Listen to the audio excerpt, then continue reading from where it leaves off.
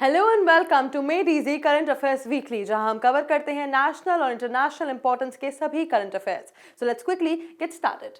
The first current affair that we are going to talk about today is India's defence exports record growth. तो defence exports जो है India के, जो defence की जो भी मैन्युफैक्चरिंग है, जो भी मान लीजिए आप गन्स हैं या डिफेंस की कोई भी मटेरियल है, उसका एक्सपोर्ट बहुत ज़्यादा बड़ा है इंडिया में. और वो it has reach to 38,424 crore in 2025-2026, around 63% increase. जैसा कि आप सभी जानते हैं कि देश और दुनिया में इस समय वॉर लाइक सिचुएशंस चल रही हैं, और ऐसे में बहुत सारी कंट्रीज अपने आप को प्रोटेक्ट करने के लिए बहुत ज़्यादा डिफेंस का मटेरियल खरीद रही है, और इसी के चलते इंडिया ने देखा है 63% increase. India is exporting defence equipment to 80 plus countries. 80 से ज्यादा कंट्रीज को इंडिया एक्सपोर्ट कर रहा है डिफेंस के इक्विपमेंट्स. इसमें कंट्रीब्यूशन है, पब्लिक सेक्टर की बात करें तो अराउंड 55% डीपीएसयूज, और प्राइवेट सेक्टर की बात करें तो अराउंड 45% प्राइवेट सेक्टर का. ठीक है. ग्रोथ जो सपोर्टेड है किसके द्वारा है? Defence acquisition procedure DAP 2020, focus on indigenisation and domestic manufacturing. ये आपका क्या है?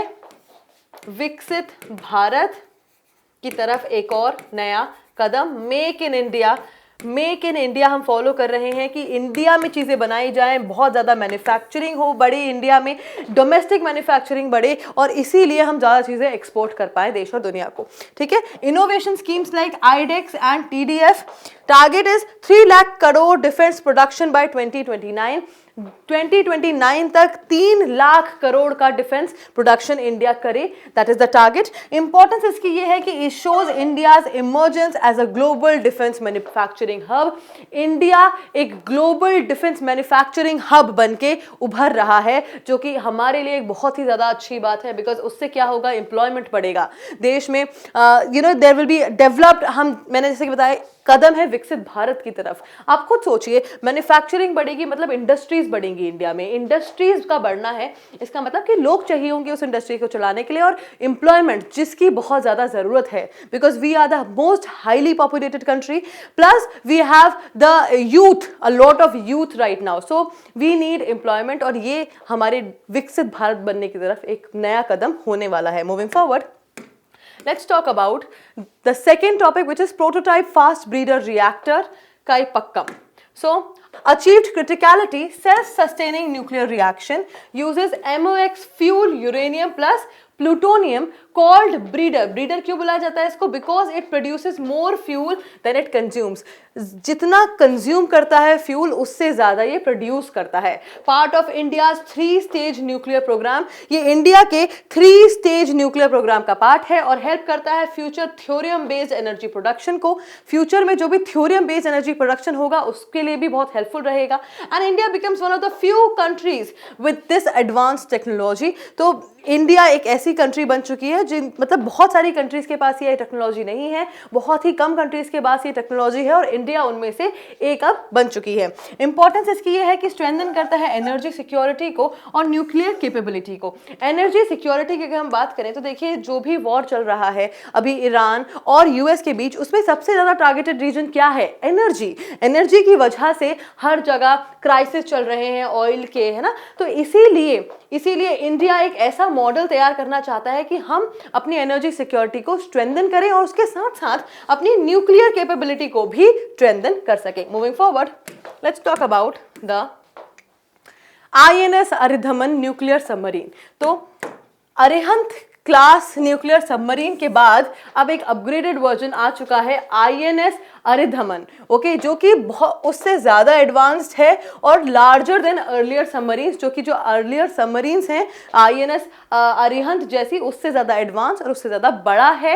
ये कैरी कर सकता है K-15 मिसाइल्स को, K-4 मिसाइल्स को, जो कि अराउंड 3,500 किलोमीटर्स की जिनकी रेंज है. तो again it is a big boost to our defence capabilities. और these are nuclear capable submarines launched ballistic missiles SLBMS. तो ये न्यूक्लियर केपेबल सबमरीन्स हैं. अब देखिए, इन चीज की जरूरत क्यों पड़ती है? किसी भी कंट्री को एक न्यूक्लियर केपेबल सबमरीन बनाने की जरूरत ये है कि इतना अगर ऐसी वॉर लाइक सिचुएशन में अगर कोई कंट्री आपके ऊपर न्यूक्लियर अटैक कर दे, तो उस अटैक के बाद भी आपके पास ऐसी सबमरीन्स होनी चाहिए, ऐसे आपके पास इक्विपमेंट्स होने चाहिए कि सेकेंड स्ट्राइक कैपेबिलिटी बोलते हैं जिसे, दोबारा आप उनके ऊपर अटैक कर सके। इवन इफ यू आर, आप खुद ही एक खराब स्थिति में है, तब भी आपकी सबमरीन्स, आपके जो भी आपके इक्विपमेंट्स हैं वो सेकेंड स्ट्राइक कैपेबिलिटी रखें।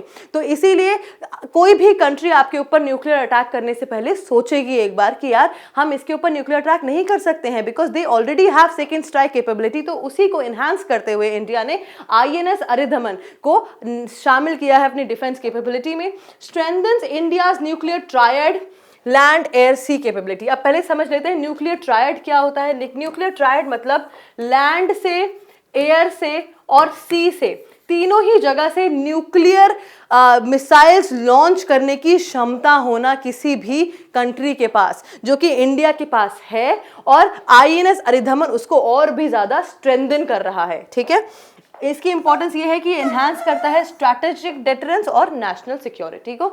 अगर ये हमारे पास होगा, हमारी नेशनल सिक्योरिटी डेफिनेटली स्ट्रेंथन होगी। Moving forward, let's talk about the fourth topic in news, that is E20 petrol rollout.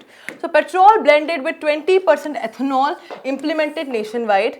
देखिए, आप सभी को पता है कि ऑयल का क्राइसिस चल रहा है, इसी के चलते गवर्नमेंट ने 20% एथेनॉल मिलाने का फैसला लिया है ऑयल में, और ये इंप्लीमेंट हो गया है पूरे इंडिया में nation wide.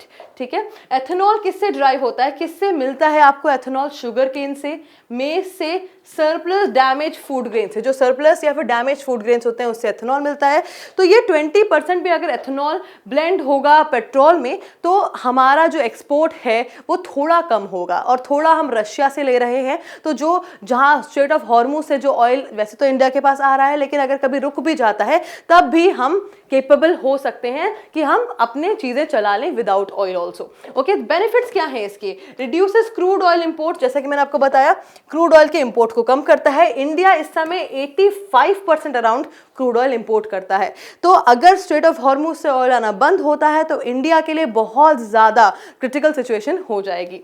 Provides income support to farmers, जो फार्मर्स हैं उनको भी इनकम सपोर्ट मिलता है, और रिड्यूस करता है ये कार्बन एमिशंस को भी। तो इसमें ऑब्वियसली हमारा बहुत ज्यादा फायदा है। Higher octane rating, better engine performance.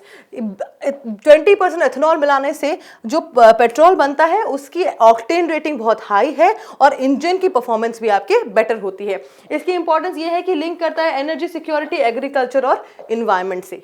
Moving forward, let's talk about the last current affairs in news, that is United Nations Security Council UNSC veto issue.